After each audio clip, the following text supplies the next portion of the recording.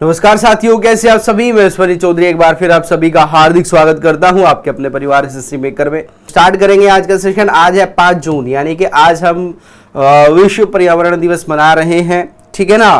तो उसके बारे में चर्चा करेंगे। चलिए भाई, कैसे हैं एक बार सभी बच्चे बताएंगे। आज है आपका 5 जून और आज हम डिस्कस करेंगे 5 जून के करंट अफेयर्स और स्टडी के क्वेश्चंस। एक बार सभी बच्चे मिलकर सेशन को लाइक करेंगे, शेयर करेंगे, जिससे क्लास सभी बच्चों तक पहुंचे, सभी बच्चे क्लास से जुड़ेंगे, ठीक है ना। चलिए, तो पहला क्वेश्चन है आपका, विश्व पर्यावरण दिवस हम किस दिन मनाते हैं, ठीक है ना। तो 4 जून में, 5 जून में, 6 जून में या 7 जून में। क्वेश्चन बड़ा आसान है, बहुत ही सिंपल सरल क्वेश्चन है। मोस्टली बच्चे इसको जानते भी होंगे कि भाई हम 5 जून में अपना विश्व पर्यावरण दिवस मनाते हैं, ठीक है ना। पर्यावरण यानी कि जो हमारे चारों तरफ हम देख पाते हैं, ठीक है। पर्यावरण, पर्यावरण का मतलब है कि हमारे चारों तरफ, हमारे कह सकते हैं या पृथ्वी के आप कह सकते हैं, जो चारों तरफ फैला हुआ है आवरण, उसको पर्यावरण कहते हैं, ठीक है। इस बार की जो थीम है ये है बीट प्लास्टिक पोल्यूशन, यानी कि जो प्लास्टिक पोल्यूशन है इसको हमें क्या करना है, समाप्त करना है। ये इस बार की 2030 की थीम होगी, ध्यान रखिएगा। 23 की, सॉरी, ठीक है। कब की है? 2023 की ये थीम है, ध्यान रखिएगा, ठीक है। ये आपके लिए इंपोर्टेंट वहां पर हो जाता है, इसलिए आपको ये ध्यान रखना होगा। अब बात करते हैं कि ये पर्यावरण दिवस जो मनाने की एक तरीका से परंपरा चली है, ये कब से चली है। पहला जो हमने पर्यावरण दिवस मनाया ये 1973 में मनाया था, ध्यान रखिएगा, ठीक है। यूएनओ द्वारा से 1972 में विश्व पर्यावरण दिवस मनाने की घोषणा की गई थी, हमारा जो संयुक्त राष्ट्र है इसके द्वारा, ठीक है। तो ये आपको ध्यान रखना है। यहाँ पर 2023 की थीम होगी बीट द प्लास्टिक पोल्यूशन। जो प्लास्टिक होती है ना, सिंगल यूज प्लास्टिक होती है। अब आप सोच रहे होंगे कि सिंगल यूज प्लास्टिक कैसी है। जैसे आपने चाइना का पेन देखा होगा, पेन देखा है या नहीं।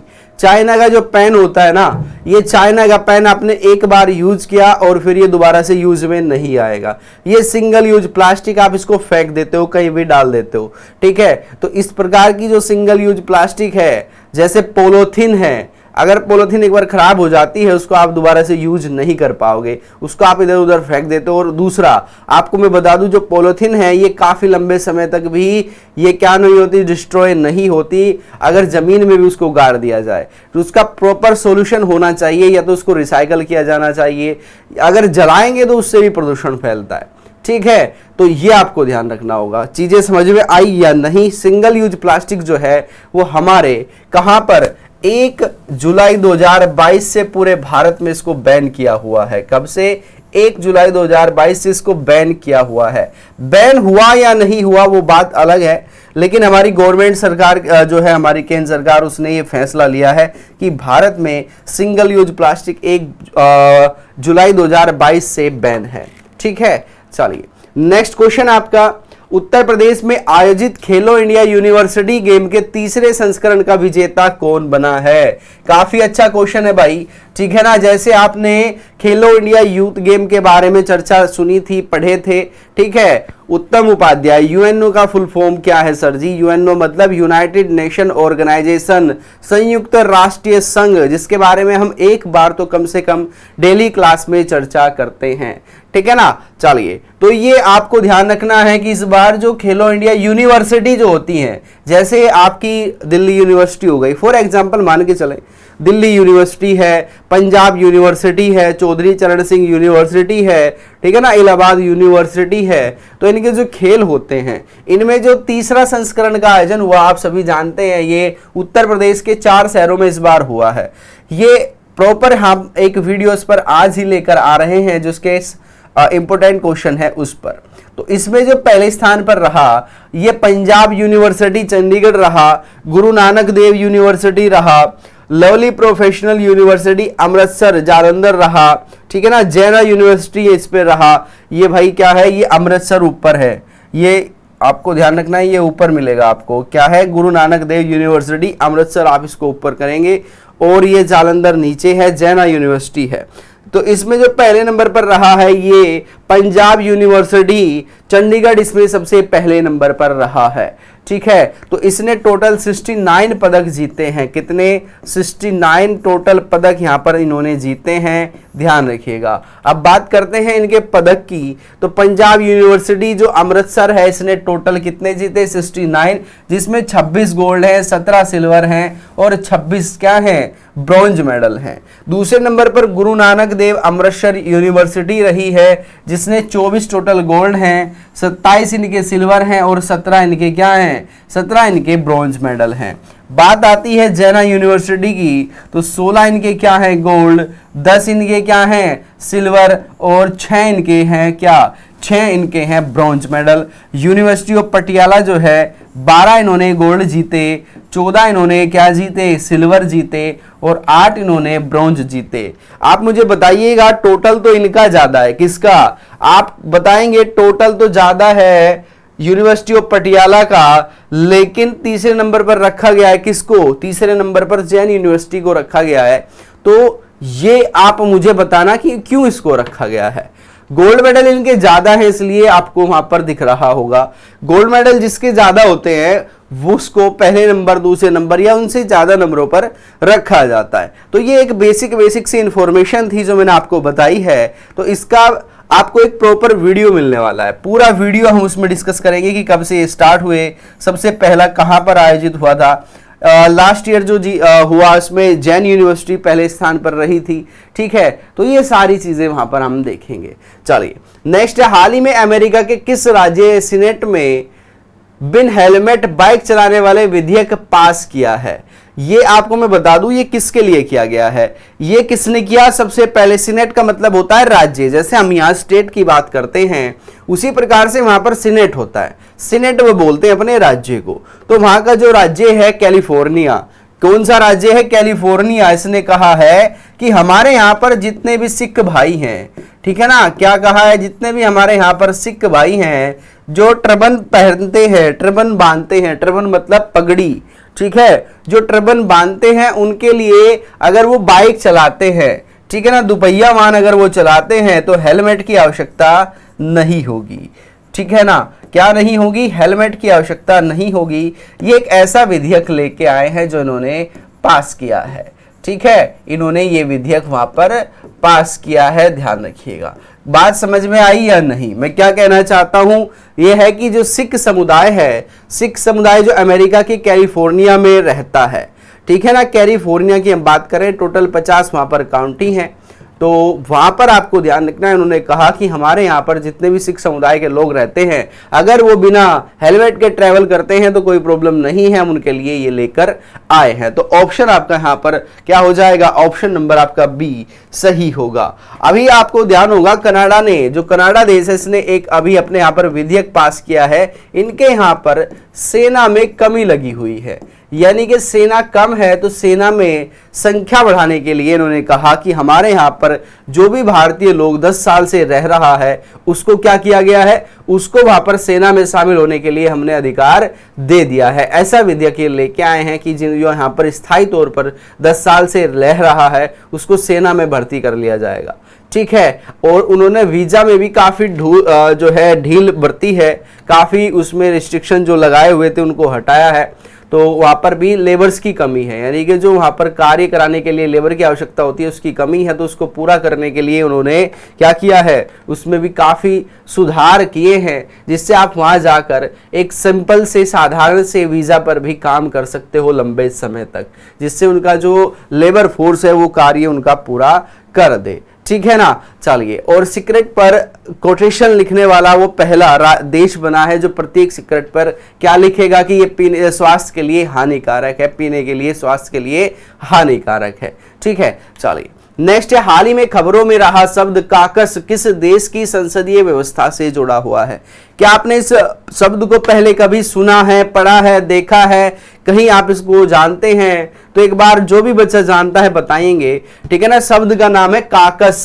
काकस शब्द जो है ये काफी न्यूज में रहा, ठीक है। ये काकस शब्द किस देश की संसदीय व्यवस्था से जुड़ा है? इंपॉर्टेंट क्वेश्चन है भाई, ध्यान रखना। एक एक क्वेश्चन आपके लिए ढूंढ ढूंढ कर निकाला जाता है, चुन चुन कर बता देते हैं ना, जैसे चुन चुन कर लेके आए हैं, तो वैसे ही चुन चुन के लेके आए हैं। भारत की संसद से जुड़ा हुआ है, नेपाल की संसद से जुड़ा है, भूटान की संसद से, या अमेरिका की संसद से, ठीक है। तुक्का नहीं लगाना, अगर सुना है तो विद लॉजिक बताना कि हमने वहां पर इसको पढ़ा था।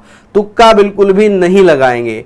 तुक्के वाले बच्चे थोड़ा सा ध्यान रखिएगा, ये नेपाल की संसद से नहीं, ये अमेरिका की संसद से जुड़ा हुआ है। मैंने आपको कल एक क्वेश्चन कराया था कि हमारे जो प्रधानमंत्री नरेंद्र मोदी हैं, ये भारत के ऐसे प्रधानमंत्री होंगे जो 2 बार कहा कि अमेरिका की संसद का संबोधन करेंगे। ठीक है, तो वहां पर एक काकस संस्था है। क्या है? एक काकस संस्था आप कह सकते हैं। ठीक है, या आप कह सकते हैं कि वहां पर जो मुख्य सांसद होते हैं उनकी एक होती है, क्या उनके एक बीच में प्रतिनिधि सभा में ये दल होता है। ठीक है, जैसे हमारे यहां पर लोकसभा होती है। ध्यान से सुनिएगा जो मैं कहना चाह रहा हूं, एक बार समझ लीजिएगा, लिखने की कोशिश मत कीजिएगा। ठीक है, लोकसभा जैसे हमारे यहां पर होती है, इसी प्रकार से उनके यहां पर होती है प्रतिनिधि सभा। ठीक है, उसको प्रतिनिधि सभा या रिप्रेजेंटेटिव हाउस कहते हैं। वहां पर प्रतिनिधि सभा में देश पर केंद्रित सांसदों का सबसे बड़ा दल है।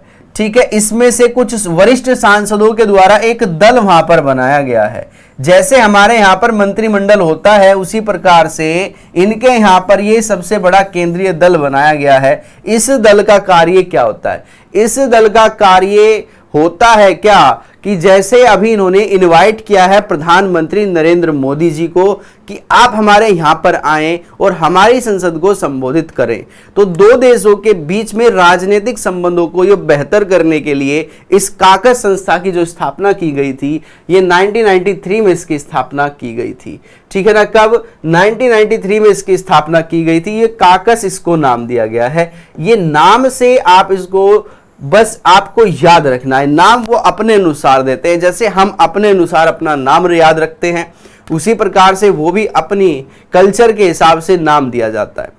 ठीक है, बात समझ में आई या नहीं मुझे एक बार बताएंगे। ये विपक्षी पार्टी नहीं कह सकते आप इसको विपक्षी पार्टी नहीं कह सकते। ये सांसद जो होते हैं, वरिष्ठ सांसद, जिम्मेदारी जिनको दी जाती है कि भाई आप 2 देशों के पॉलिटिकल जो इश्यूज हैं, पॉलिटिकल जो संबंध है, उनको बेहतर करने के लिए काम करें, तो यही काम करती है काकस। तो इस बार जो प्रधानमंत्री नरेंद्र मोदी को इनवाइट किया है, अगर क्वेश्चन बन जाता है और उसमें काकस आपको मिल जाए तो ये 100% राइट होगा। ठीक है ना, क्या होगा? 100% ये राइट होगा। बात समझ में आई या नहीं? ठीक है, काकस क्या है मैं उम्मीद करता हूं कि आप समझ गए होंगे। फिर भी अगर कोई समस्या है तो आप पूछ सकते हैं, कोई प्रॉब्लम उसमें नहीं है। ठीक है, कोई राक्षस का नाम नहीं है। हाँ बिल्कुल, राक्षस ही आपको दिखाई देंगे सुबह सुबह। चलिए, हाल ही में विश्व बैंक के अध्यक्ष बने अजय बग्गा का जन्म भारत के किस राज्य में हुआ था? आप सभी जानते हैं। क्वेश्चन मुझे लगा कि हो सकता है कि आपसे पूछ लिया जाए कि भाई भारत में किस राज्य से इनका संबंध है, क्योंकि ये बहुत बड़ी एक नियुक्ति है भारत के लिए। भारत का जो इन्होंने प्रतिनिधित्व किया, वैसे ये भारतीय मूल के हैं, मैं आपको बता दूं। भारतीय प्रॉपर भारतीय नहीं है, क्योंकि नागरिकता इनके पास अमेरिका की है। ये भारतीय मूल के व्यक्ति हैं अजय बग्गा। इनका जो जन्म हुआ था ये कहां पर हुआ था एक बार बताएंगे? पंजाब में, हरियाणा में, महाराष्ट्र में, गुजरात में। पंजाब वाले बच्चे बिल्कुल गलत हैं, ध्यान रखना। ठीक है ना, जरूरी नहीं कि हर सरदार पंजाब में ही पैदा हुआ हो। तो ये महाराष्ट्र में इनका जन्म हुआ था। इसीलिए बस ये क्वेश्चन लेकर मुझे आना था कि आपको हो सकता है कि इसमें थोड़ी सी प्रॉब्लम हो जाए। ठीक है, ये महाराष्ट्र के पुणे में इनका जन्म हुआ था और ये अभी 2 जून को क्या बनाए गए हैं? वर्ल्ड बैंक के, विश्व बैंक जो है हमारा, उसके अध्यक्ष नियुक्त किए गए हैं, जो कि 5 साल तक अपने कार्य पर रहेंगे। इनका जो कार्यकाल रहेगा ये 5 साल तक रहेगा। ठीक है, एक चीज और आप ध्यान रखिएगा, 2007 में इन्होंने अमेरिका की नागरिकता ग्रहण की थी। 2016 में इनको पद्मश्री पुरस्कार से सम्मानित किया गया था। किससे? पद्मश्री पुरस्कार जो इनको मिला 2016 में इसको मिला था। ठीक है, चलिए, तो ये आपका यहां पर हो जाएगा। केंद्र सरकार ने देश की सीमा से लगे 662 गांव, किस देश की सीमा से लगे 662 गांव में जीवंत गांव पैकेज की घोषणा की है। ठीक है, इंपॉर्टेंट में आप इसको लिखिएगा। ठीक है ना, तो अब केंद्र सरकार के द्वारा टोटल 662 ऐसे गांव है जहां पर जो चीन की सीमा से लगे हुए हैं, उनको जीवंत पैकेज की घोषणा की है। अब ये जीवंत पैकेज है क्या? ठीक है ना, जैसे विलेज वाइब्रेंट के बारे में मैंने आपको बताया था, ठीक है। उसी प्रकार से आपका ये क्या है, जीवंत पैकेज है। इसमें क्या किया जाएगा, इसमें ऐसे गांव को टारगेट किया गया है टोटल 662, जहां पर जो बेसिक जरूरतें होती हैं, जो बेसिक इंफ्रास्ट्रक्चर है उसको डेवलप किया जाए। वहां पर बिजली की सुविधा हो, पानी की सुविधा हो, स्वास्थ्य की सुविधा हो, शिक्षा की सुविधा हो, वहां पर रोजगार मुहैया कराया जाए। ठीक है, जो बेसिक नीड है आज के समय में, जैसे एक इंटरनेट एक्स्ट्रा उसमें जुड़ चुका है कि हमारी जरूरत में एक बेसिक नीड जो है वो इंटरनेट भी हो चुका है, टेलीफोन की वहां पर सुविधा हो, नेटवर्क प्रॉपर जाए, ठीक है, वहां पर इस तरह की चीजें वहां पर कराई गई हैं। तो ये क्या है, जीवंत पैकेज है, जो कि 662 गांव ऐसे हैं जो चीन की सीमा से अटैच होते हैं, चाहे वो फिर अरुणाचल प्रदेश से लगे हुए हों, चाहे वो हमारे उत्तराखंड राज्य से लगे हुए हों, चाहे वो चाइना के राज्य से लगे हों, लेकिन लगी उनकी सीमा चाइना से ही हो केवल। ठीक है, तो ये आपको वहां पर ध्यान रखना होगा। नेक्स्ट क्वेश्चन आपका, हाल ही में innovation for defence excellence startup का प्रदर्शनी का जो आयोजन होगा ये कहां पर होगा? नई दिल्ली में इसका आयोजन होगा, मुंबई में इसका आयोजन होगा, बेंगलुरु में इसका आयोजन होगा या चेन्नई में इसका आयोजन किया जाएगा? आपको प्रदर्शनी का नाम भी याद रखना है, innovation for defence excellence startup of, तो ये आपको ध्यान रखना है। इसका आयोजन जो किया जाएगा ये मुंबई में किया जाएगा और इसका जो उद्घाटन करेंगे ये हमारे राजनाथ सिंह करेंगे। कौन करेंगे? राजनाथ सिंह, जो हमारे रक्षा मंत्री हैं। क्या हैं? रक्षा मंत्री जी हमारे इसका उद्घाटन करेंगे। और अभी मैं आपको बता दूं, चाहवार सम्मेलन का आयोजन भी मुंबई में ही हुआ था। एप्पल का जो पहला स्टोर भारत में खोला गया ये भी मुंबई में भाई खोला गया था। सेकंड की अगर बात कर ली जाए तो नई दिल्ली में इसका उद्घाटन किया गया था, ध्यान रखेंगे। अगर आपके ध्यान भी होगा, ये यहाँ पर आपको ध्यान रखना है। दूसरा, ये जो प्रदर्शनी होगी इसमें हमारे रक्षा मंत्री आएंगे जर्मन के, जो जर्मनी देश है इसके रक्षा मंत्री भारत आएंगे 4 दिवसीय यात्रा पर। तो रक्षा मंत्री इनका नाम है बोरिस पिटोरियस। क्या नाम है? बोरिस पिटोरियस, जो भारत की 4 दिवसीय यात्रा पर आएंगे। तो इस प्रदर्शनी में आयोजन जो होगा उसमें भी ये पार्टिसिपेट वहां पर करने वाले हैं। ठीक है, तो ये आप ध्यान रखिएगा, नाम थोड़ा सा आप इसको याद रखेंगे तो ज्यादा बेहतर रहने वाला है। ठीक है, चलिए नेक्स्ट है कि हाल ही में FAO वर्ल्ड फूड प्रोग्राम की रिपोर्ट, जो रिपोर्ट का नाम क्या है? Early warnings on acute food insecurity June November 2023। Report के अनुसार 22 देशों के कितने हंगर हॉटस्पॉट को चिन्हित किया गया है? चलिए, तो ध्यान रखिएगा, यहां पर एक चीज आपको ध्यान रखनी है कि ये आपका जो फूड एग्रीकल्चर ऑर्गेनाइजेशन होता है इसकी प्रोग्राम की रिपोर्ट है, वर्ल्ड फूड प्रोग्राम। और आपको ध्यान रखना है, इस रिपोर्ट के अनुसार बताया गया है कि जून से नवंबर के बीच में, ध्यान से सुनिएगा, जून से नवंबर के बीच में टोटल 22 देशों को हमने टारगेट किया है। इन 22 देशों के 18 स्थान ऐसे हैं जहां पर भुखमरी की समस्या होने वाली है। क्या होने वाली है? भूखमरी की समस्या होने वाली है। ये बात इस रिपोर्ट के माध्यम से जग जाहिर की गई है कि भाई आप इनका कुछ कीजिएगा, वरना ये 18 स्थान ऐसे हैं जहां पर लोग क्या हो जाएंगे? भूख से तड़फ कर मर जाएंगे। ठीक है, तो 18 ऐसे क्या हैं? 18 ऐसे स्थान हैं टोटल 22 देशों में। ना तो आपको वो 22 देश याद करने हैं, ना वो आपको 18 स्थान याद करने हैं, बस आप थोड़ा सा इस पर नजर बनाए रखिएगा। ठीक है, तो ये आपका यहां पर हो जाएगा। फूड एग्रीकल्चर ऑर्गेनाइजेशन इसको कहा जाता है भाई, FAO फूड एग्रीकल्चर ऑर्गेनाइजेशन इसको कहते हैं। ठीक है, बात समझ में आई या नहीं? फूड एंड एग्रीकल्चर ऑर्गेनाइजेशन इसको कहा जाता है, फूड एंड एग्रीकल्चर ऑर्गेनाइजेशन। इसके बारे में भी चर्चा करेंगे, घबराएं नहीं, सारी चीजें आपको बताई जाएगी।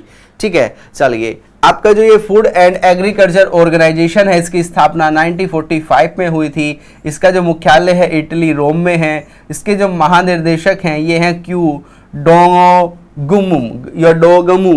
क्या है? डोगमू। ठीक है, चलिए 1945 में इसकी स्थापना की गई थी। नेक्स्ट है कि हाल ही में किस देश का पहला जासूसी सैटेलाइट प्रक्षेपण विफल हो गया है? बड़ा अच्छा क्वेश्चन है, ध्यान रखना, हो सकता है कि आपके एग्जाम में ये भी पूछ लिया जाए। तो हाल ही में किस देश का पहला जासूसी सैटेलाइट प्रक्षेपण विफल हुआ? तो ये उत्तर कोरिया का है। किसका? उत्तर कोरिया का जो तानाशाह है उसको ये आपको ध्यान रखना है। ठीक है, तो ये आपको ध्यान रखना है, उत्तर कोरिया यहां पर सही हो जाएगा। और इनका जो सैटेलाइट है इसका नाम है मिलंग-योंग फर्स्ट। क्या नाम है इसका? मिलंग-योंग फर्स्ट। तो क्वेश्चन बन सकता है कि उत्तर कोरिया का जो अभी सैटेलाइट विफल हुआ, जासूसी सैटेलाइट, ये इसका नाम क्या है? तो इसका नाम है मिलंग-योंग फर्स्ट। अच्छा, उत्तर कोरिया का जो तानाशाह है इसका नाम क्या है? तानाशाह का आपने कभी देखा भी होगा, जब यूपीएससी की कोई बच्चा तैयारी करता है तो उसको सबसे पहले जो सजेस्ट किया जाता है, अगर उसकी इंग्लिश अच्छी है तो कि भाई आप क्या कर सकते हो, आप द हिंदू पढ़िएगा। अगर इंग्लिश पे आपकी पकड़ अच्छी है, पकड़ अच्छी नहीं है तो द इंडियन एक्सप्रेस आप पढ़ सकते हैं। इसी प्रकार से हिंदी मीडियम वाले बच्चे को कहा जाता है कि आपको क्या करना है, आपको दैनिक जागरण पढ़ना है। जरूरी नहीं क्वेश्चन वहां से मिले, लेकिन बेसिक जो है आपके वो कॉन्सेप्ट वहां पर क्लियर होते हैं। आपके पीसीएस तक के 2 लगा देगा, लेकिन यूपीएससी थोड़ा सा उसका लेवल अच्छा है तो वहां पर आपको एक समझ वो बनाता है। ठीक है, चलिए आप पीडीएफ फॉर्म में पढ़ सकते हैं अगर आप पढ़ना चाहें तो। चलिए, हाल ही में वेलयानी अर्जुनन का निधन हो गया। ये किस क्षेत्र से संबंधित थे?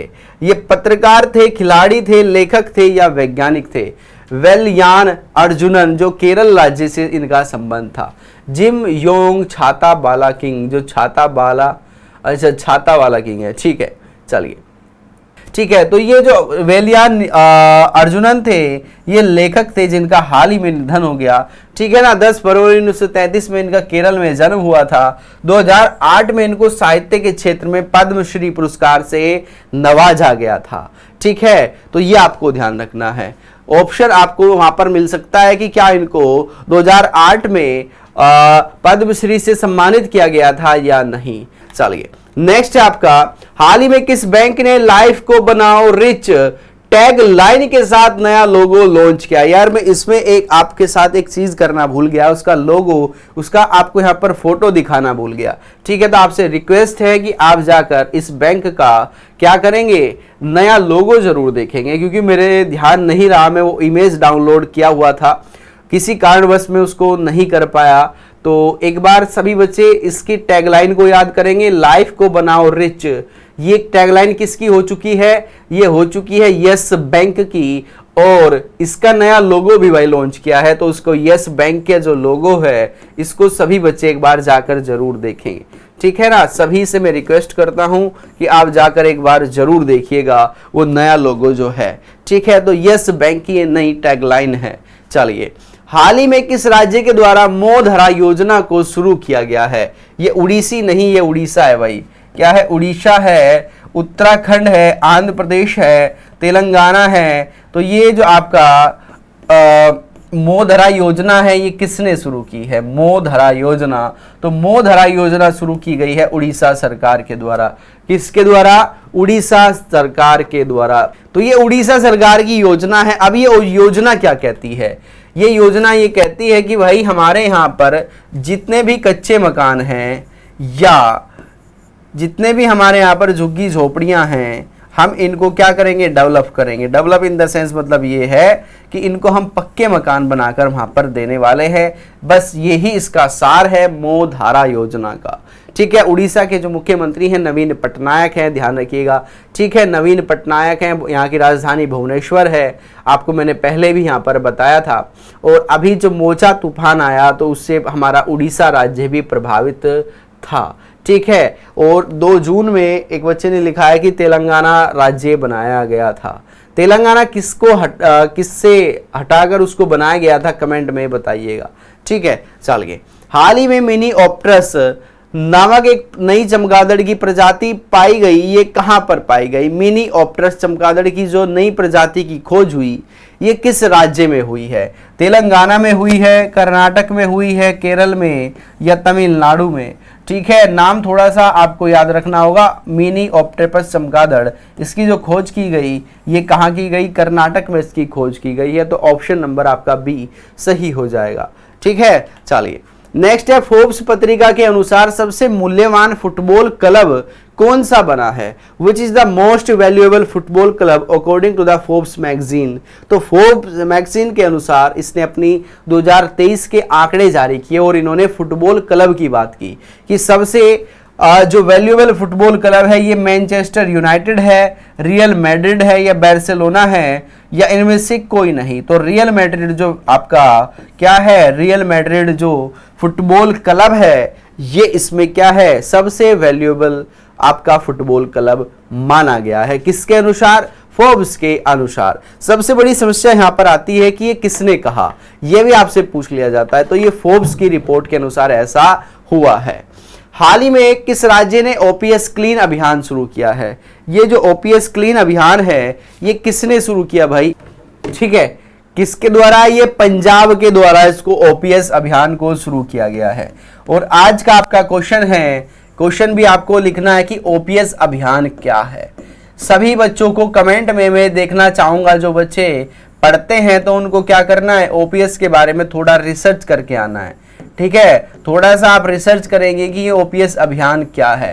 रोज आपको एक क्वेश्चन यहाँ पर दिया जाएगा, थोड़ा सा आपकी हैबिट जो सर्च करने की फालतू की चीजें हैं उनको उसकी जगह पर आपको क्वेश्चन सर्च करने के लिए दिया जाएगा। तो ओपीएस के बारे में आपको सर्च करना है कि ओपीएस अभियान है क्या, पंजाब सरकार के द्वारा इसको लागू किया गया है। ठीक है, तो आज सभी बच्चे इसको वहां पर लिखेंगे। ठीक है ना। चलिए, क्वेश्चन समझ में आए या नहीं ये भी आप मुझे बताइएगा। कोई डाउट आपको रह जाता है तो भाई इसको कमेंट बॉक्स में लिखना ना भूलिएगा।